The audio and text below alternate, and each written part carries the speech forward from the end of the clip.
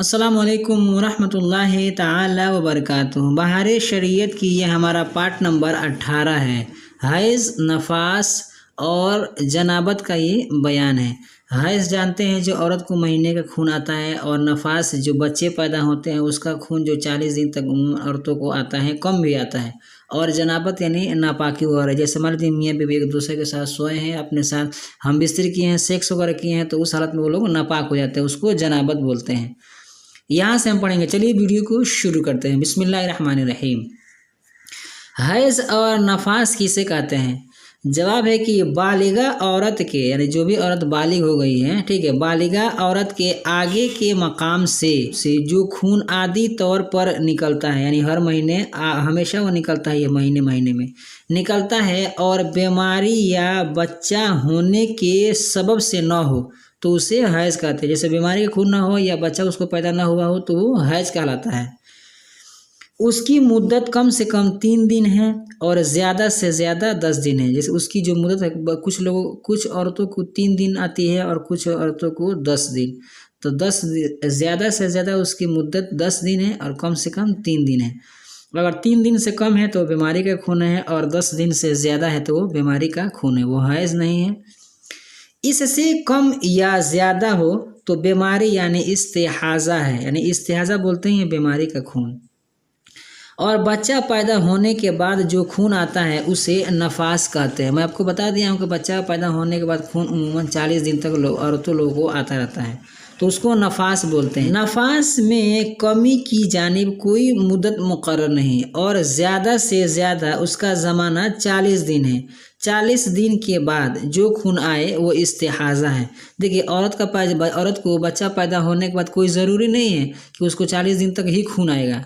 यानी मान लीजिए आज बच्चा पैदा हुआ, कल से खून आना बंद हो गया, परसों से आना बंद हो गया, 2-3 दिन तक आया फिर बंद हो गया, तो ये मतलब बंद होने की कोई मुद्दत नहीं है। कभी भी हो सकता है बच्चा पैदा हुआ खून आना बंद अब अबे ना करे, लेकिन अगर उसको खून आ रहा है ना तो 40 दिन तक खून आएगा तब वो नफास कहलाएगा। और 40 दिन से एक दिन भी अगर ज़्यादा होगा ना तो वो हो जाएगा इस्तिहाज़ा, यानी 40 दिन तक नफास, बाकी इस्तिहाज़ा। सवाल है कि हैज़ो नफास का क्या हुक्म है? जवाब, हैज़ वो नफास की हालत में रोज़ा रखना और नमाज़ पढ़ना हराम है। यानी जिस औरत को हैज़ हो या फिर बच्चा पैदा हुआ हो तो उस हालत में औरत को रोज़ा रखना और नमाज़ पढ़ना हराम है। इन दिनों में नमाजें माफ़ हैं, उनकी कज़ा भी नहीं है। और मतलब अगर किसी औरत को हैज़ आ गया हो या फिर मतलब नफास का बच्चा हुआ हो तो जब तक वो खून आएगा वो उस दिन तक उसकी नमाज माफ़ है, उसकी कज़ा वगैरह भी वो नहीं करेगी।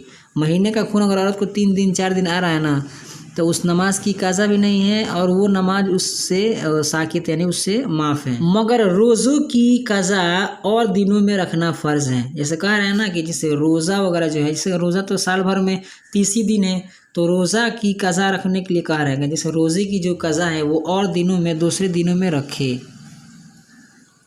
रोज़ों की कज़ा और दिनों में रखना फ़र्ज़ है। और हैज़ो नफास वाली औरत को कुरान मजीद पढ़ना हराम है, ख़्वाह देख कर पढ़े या ज़ुबानी। जो भी हैज़ और नफास वाली औरत है उसको ज़ुबानी भी पढ़ना हराम है और देख कर भी पढ़ना हराम है कुरान शरीफ। उसका छूना अगरचे उसकी जिल्द या हाशिया को हाथ या उंगली की नोक या बदन का कोई हिस्सा लगे, ये सब हराम है। हाँ, जुज़दान में कुरान मजीद हो तो उस जुज़दान के छूने में हर्ज नहीं। उम्मूमन कुरान शरीफ को न जुज़दान में एक कपड़े में लपेट कर रखा जाता है, तो जिस कपड़े में लपेट कर रखा जाता है ना उसको जुज़दान बोलते हैं। अगर वो जुज़दान में है और औरत को हैज़ आया है या फिर उसको नफास है, तो उसको हैज़ आया हो या फिर नफास आया हो ना, तो उसमें वो कपड़े में जो लपेटा हुआ कुरान है उसको छू सकती है, कोई हर्ज नहीं है।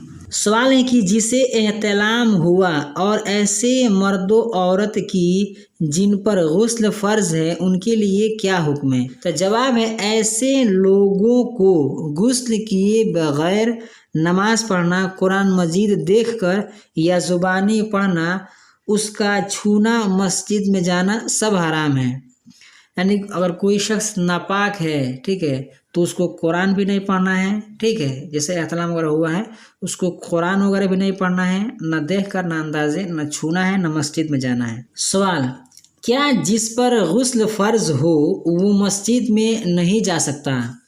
जवाब, जिस पर गुस्ल फ़र्ज़ हो उसे मस्जिद के उस हिस्सा में जाना हराम है कि जो दाखिले मस्जिद है, यानी मस्जिद के अंदर है, यानी नमाज के लिए बनाया गया है, और वो हिस्सा जो फ़नाए मस्जिद है, यानी इस्तिंजा खाना, गुसल खाना और वज़ू गाह वगैरह, तो उस जगह जाने में कोई हर्ज नहीं, बशर्ते कि उनमें जाने का रास्ता दाखिले मस्जिद से होकर न गुजरता हो।